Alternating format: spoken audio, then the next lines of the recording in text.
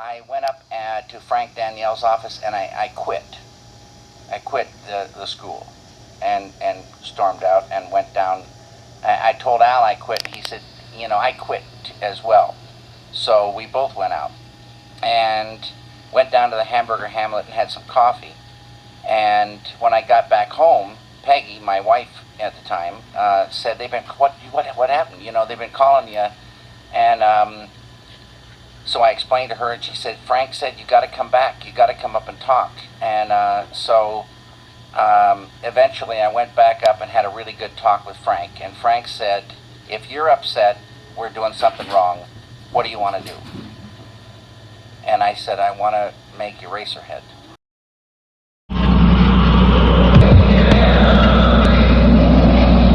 In 1977, David Lynch released his first feature film, Eraserhead. To this day, Lynch says, no one interpretation has come close to its meaning. In order to better understand the film, we must first understand the director. At first, Lynch wanted to become an artist and attended art school in Washington, D.C. and in Europe.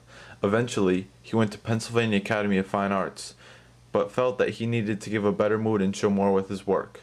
He felt he could achieve this through film. I came to filmmaking through painting, and it's a wordless, medium really, and it's its own thing. I like cinema because it can hold words, but it can hold so much more and say things that words can't unless they're in the hands of, like I say, a great poet. Lynch is a dark and mysterious director. He does things in a seedy kind of way that you can't see much about him, The characters are always in shadows and everything's always mysterious and you never know really what anything actually means. Eraserhead has been cited as one of the greatest movies ever made, and one of the worst, all in the same interview. It has also been called a sickening bad taste exercise by Variety and a nightmare of the subconscious by the BBC. Despite the large debate over whether Eraserhead has enough substance or not, there does seem to be a general consensus among reviews, and that is that the technical quality is superb. Did you like it? Yeah, I did. I remember being pretty creeped out by it.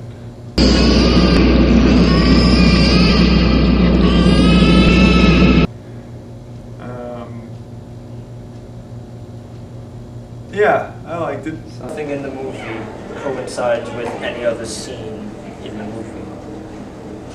It's all wibbly-bibbly. There's a basic storyline, though. Excuse me, sir. May I ask what your profession is? Because I'm a professor of film analysis at New York University. What do you do? Gay porn star. He's more qualified. He's been in movies. Touché. At first, Eraserhead wasn't well received by critics or any kind of audience. And today, critics still don't like it, some of them. But eventually it gained a cult audience. And it would play at midnight in some theaters with John Waters' Pink Flamingos, particularly because John Waters was an avid fan of Eraserhead and wanted to help it gain popularity. I saw Eraserhead. I'm going to say about 6 months ago. I found it by watching AMC. Have you ever heard of it? I own it. AMC. AMC. There was a television show on called 100 Scariest Movie Moments.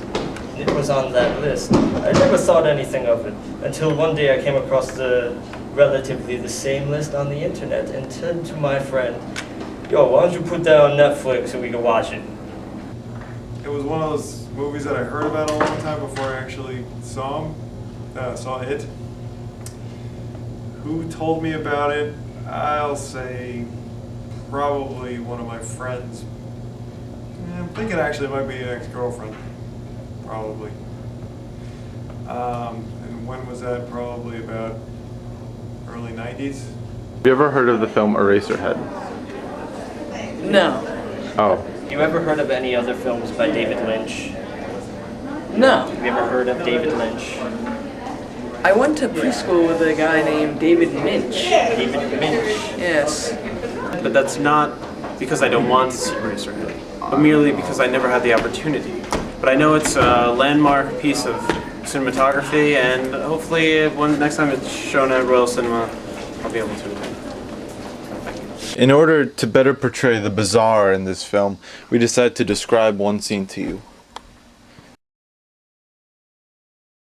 The scene at Mary's house where Henry is invited there for dinner, we meet the strange family of Mary. Her angry and stern mother, her strangely happy all the time father, and the weird dead-like grandmother. Then we see Henry going to carve the chicken for dinner. And then the chicken's legs start to move when Henry starts to put the fork in it, and blood starts spurting out. Then the mother asks Henry if he wants to come over there, talk to her for a second. And then we discover that Henry and Mary have a baby. There's a baby. It's at the hospital. Mom! And your father. That was strangely born premature. All of it is Suspenseful. strange. It is not that suspenseful, actually. But it's dramatic. Because you never know what's going to happen in David Lynch film. Everything is pretty much... So it's always suspenseful. You could say that. Like the scene where Henry walks in for the first time and checks his mail. Who knows what's in that mailbox? You know, I don't. But it turns out to be nothing, and then he goes in an elevator. Where is he going to? Who knows? We find It's out a his David apartment. Lynch film. You Yeah. never know what's going to happen. Until it does. Unless And then it it's- turns out to be kind of boring. Unless it's called The Straight Story from 1999, PG rated for Disney. Henry is probably nervous because he does not know how much the parents know about him and Mary and what they exactly do together. Mary is nervous and constantly fighting, and the mother is stern and angry and interrogating Henry the entire night, but Bill seems indifferent to everything, the father. And one occasion at dinner we see Bill giving Henry the chicken to carve, which symbolizes Bill giving his daughter away to Henry. And Henry sees himself ruining this gift in some way, and then we find out that Henry actually got Mary pregnant and then had this weird premature baby. And obviously Henry thinks that everything has gone awry. The first 10 or so minutes of Eraserhead really set up the mood for the film. We can see that there's not a lot of emphasis on the dialogue overall, and that it's more about the scenery. The characters are more like props in a sense. It opens with Jack Nance's head superimposed on a rock, and he's being controlled by some sort of man, who in the script is referred to as the man in the planet. Then we follow Jack through his journey back to his room, and we see a lot of industry, a lot of dark, grimy buildings. There's dirt everywhere, there's grime. Lynch cites this as being a direct reference to his experiences in Philadelphia, how he felt during that time, and industry as a whole. Yeah, exactly. But those are all tricks of the trade. The last time you were here, you got to talking about Philadelphia, and it sounded sort of interesting, and then we were cut off. Philadelphia, I haven't been there for quite some time, and I don't want to say anything bad about the city these days. I don't know. I've heard very good things about Philadelphia these days. Fine metropolitan area. But when I was there, it was a very sick, twisted, decaying... See, that's all changed. Oh, that's all gone now. But perhaps you were not in one of the better areas. I was in a bad area going to school, and I was like living in a small cloud of fear. Yeah, but you like that, though. It was when I had my first original thought, I think. No, but what do you want to do? And I said, I want to make Eraserhead. He said, okay, you'll make Eraserhead. And he said, it's a 21-page script, so it's a 21-minute film. I said, no, I think it's a hair longer than that. Lynch's film would eventually become 90 minutes long and take about 5 years to make. Whatever Lynch intended for his film, we may never know.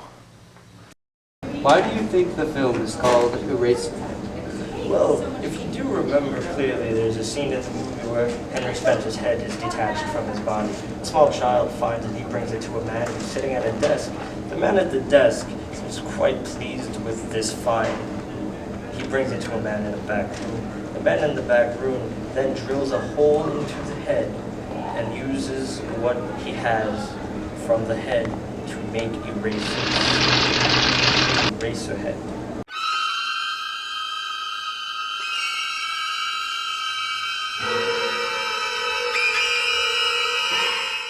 Now, if you're playing the movie on a telephone, you will never in a trillion years experience the film. You'll think you have experienced it, but you'll be cheated. It's such a sadness that you think you've seen a film on your fucking telephone. Get real.